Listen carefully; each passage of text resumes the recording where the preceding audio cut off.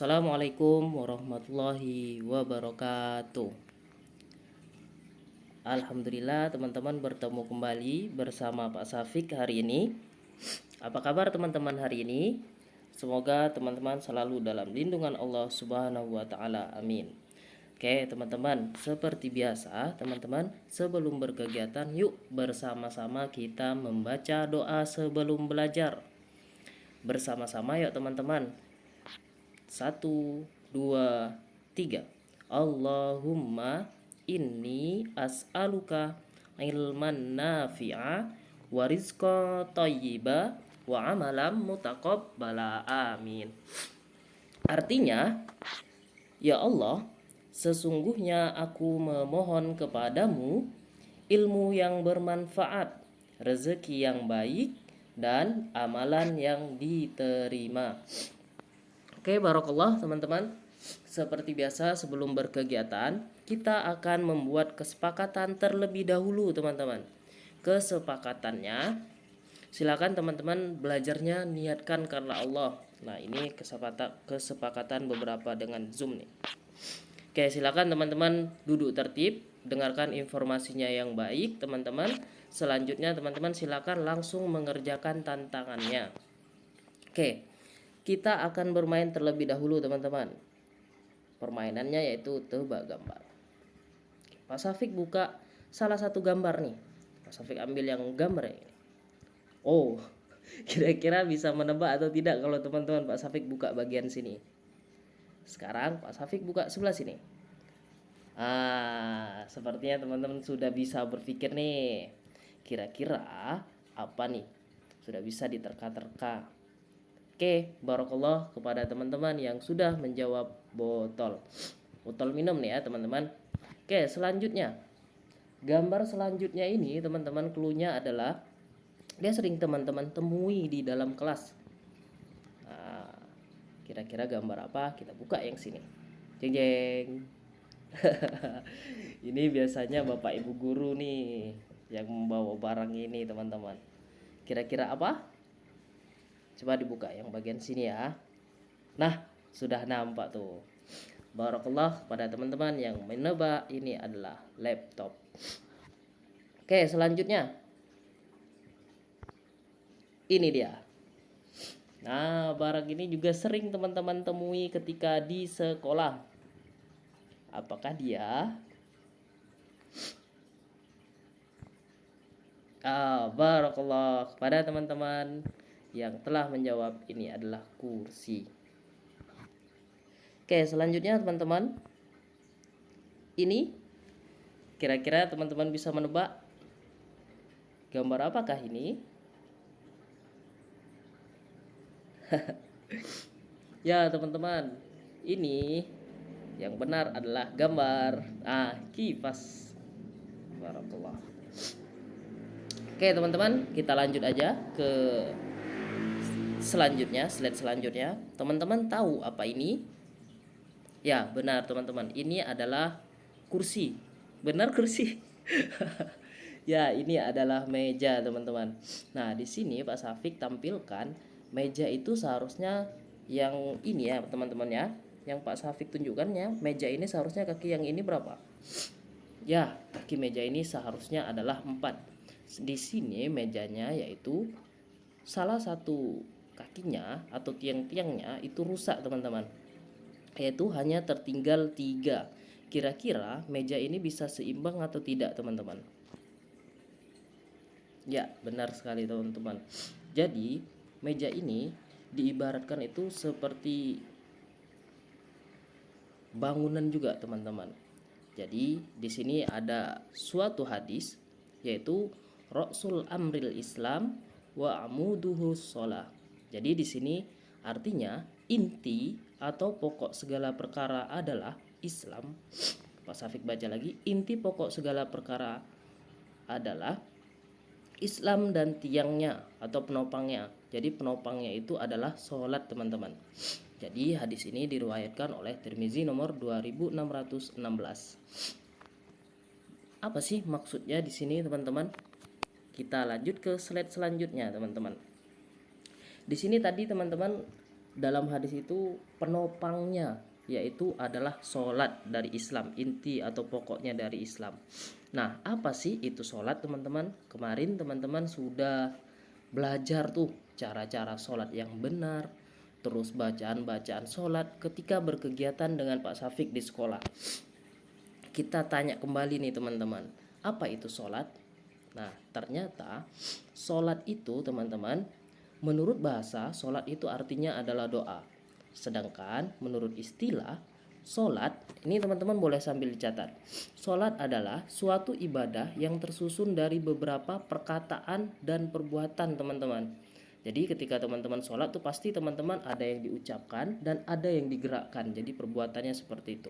Dimulai dari takbir dan diakhiri dengan salam. Jadi dimulainya kan dengan takbir tuh teman-teman. Udah niat dalam hati, terus teman-teman ucapkannya adalah takbir dan akhirnya juga salam seperti itu teman-teman. Jadi itu pengertian sholat menurut istilah. Nah, selanjutnya teman-teman, Pak Safik akan bertanya nih kepada teman-teman, kira-kira berapa kali sih umat Islam melaksanakan sholat wajib atau sholat fardu dalam satu hari satu malam? Pak Safik kasih waktu 3 detik, boleh dijawab. Oke, barakallah yang sudah menjawab. Ternyata jawaban teman-teman benar semua nih kebanyakan, yaitu 5 kali teman-teman.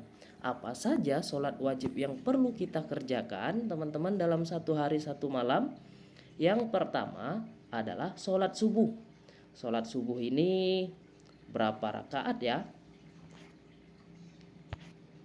Ya benar, 2 rakaat. Yang kedua, sholat zuhur. Zuhur ini berapa rakaat? 2 rakaat. Kok 2 rakaat juga? Yang benar adalah 4 rakaat. Yang ketiga yaitu sholat asar teman-teman. Biasa teman-teman sholat asar nih, teman-teman melaksanakannya saat pulang dari sekolah nih teman-teman. Itu namanya sholat asar. Berapa rakaat teman-teman sholat asar? 4 rakaat.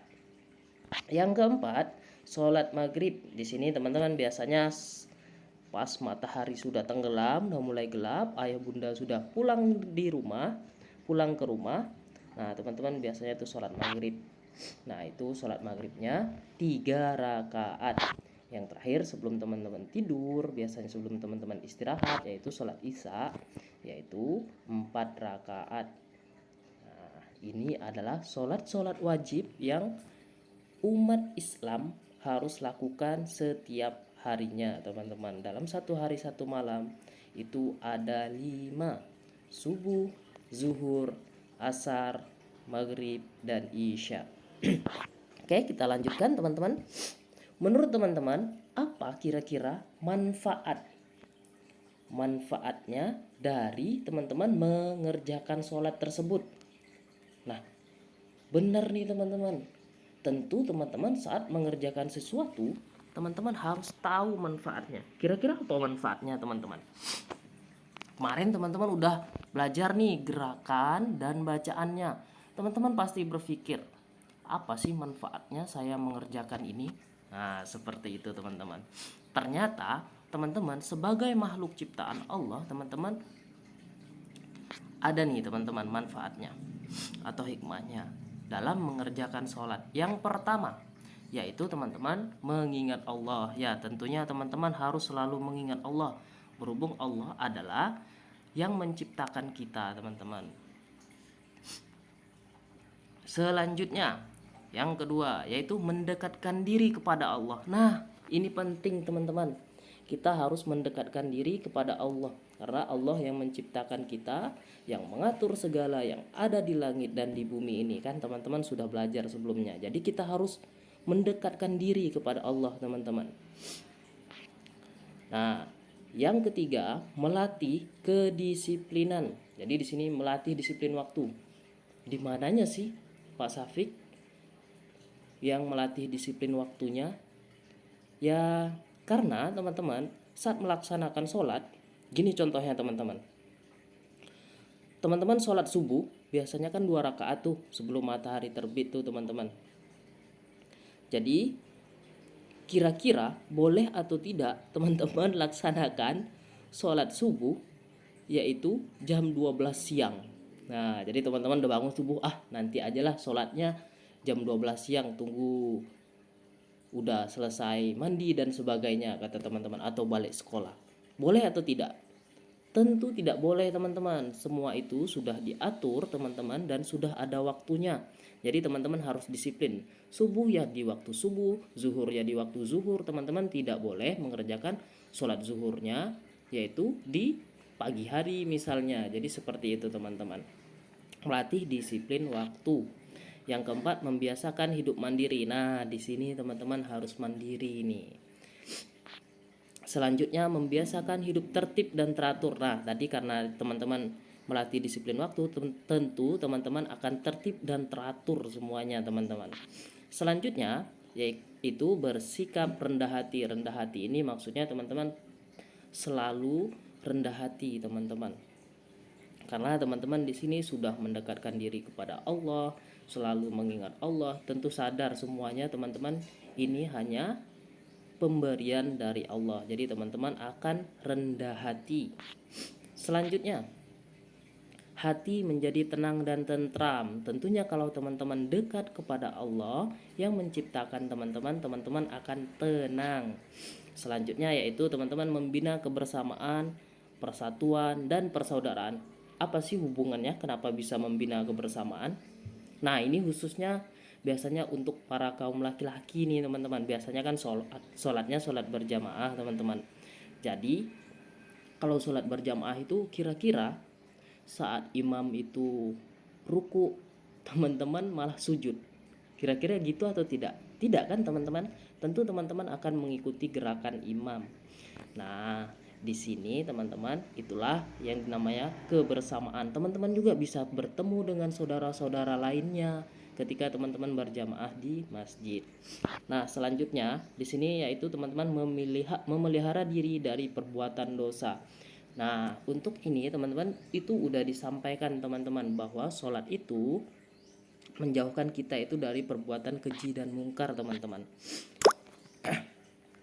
Oke, sampai di situ teman-teman. Jazakumullah khair kepada teman-teman yang sudah mendengarkan informasi dari Pak Syafiq hari ini. Jadi Pak Syafiq harapkan teman-teman, karena teman-teman sudah tahu hikmah dan manfaat dari sholat. Jadi teman-teman silakan dilaksanakan dengan baik, dengan sepenuh hati. Tadi teman-teman di situ yaitu melatih kemandirian supaya teman-teman bisa mandiri, bisa lebih dekat lagi kepada Allah, dan tentunya lebih disayang oleh ayah bunda teman-teman. Oke, Pak Syafiq akhiri. Assalamualaikum warahmatullahi wabarakatuh. Dah teman-teman. Semoga teman-teman selalu diberi kesehatan oleh Allah Subhanahu wa taala sehingga kita nanti bisa bertemu lagi di sekolah teman-teman.